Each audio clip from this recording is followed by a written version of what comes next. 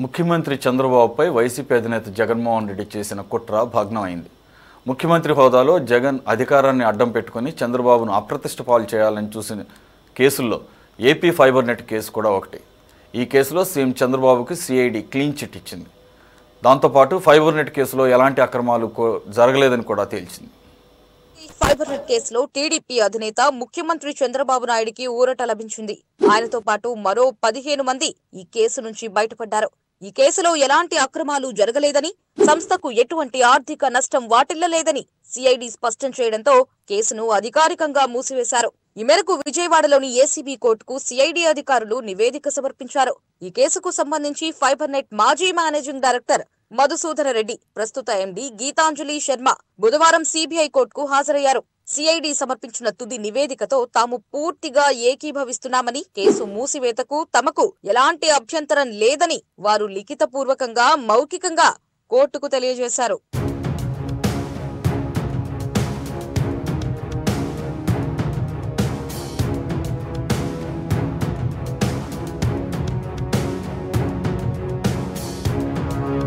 YS Jagan ప్రభుత్వం అధికారంలోకి వచ్చిన తర్వాత రాజకీయ కక్ష సాధింపు చర్యల్లో భాగంగా ఈ కేసును నమోదు చేశారనే ఆరోపణలు ఉన్నాయి. టెర్రాసాఫ్ట్ అనే సంస్థకు 321 కోట్ల మేర ఆయాచితంగా లబ్ధి చేకూర్చారని 2021 సెప్టెంబర్లో అప్పటి fiber net MD Madhusudan Reddy సిఐడికి ఫిర్యాదు చేశారు. ఆ తర్వాత 2 ఏళ్లకు 2023 అక్టోబర్లో ఈ కేసులో చంద్రబాబు నాయుడు పేరును నిందితుడిగా చేర్చారు. అయితే కేంద్రం నుంచి భారత్ నెట్ పథకం కింద విడుదలైన నిధులను టెర్రాసాఫ్ట్ కు బదలాయించినట్లు సిఐడి తన దర్యాప్తులో నిర్ధారించలేకపోయింది. దీంతో ఈ కేసులో సీఎం చంద్రబాబుతో పాటు మిగతా వారికి ఈ కేసులో ఊరట లభించినట్టయింది.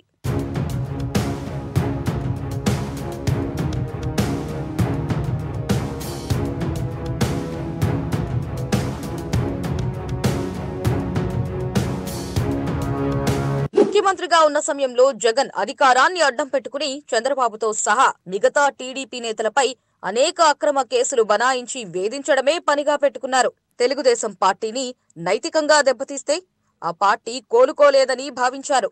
కానీ జగన్ కుట్రలను భగ్నం చేసి ప్రజలు బంపర్ మెజారిటీతో అధికారాన్ని తెలుగుదేశం పార్టీకి కట్టబెట్టారు. జగన్ రాజకీయ కక్షతో పెట్టిన స్కిల్ డెవలప్మెంట్ కేసు నుంచి కూడా కడిగిన ముత్యంలా చంద్రబాబు బయటపడతారని టీడీపీ నేతలు చెబుతున్నారు.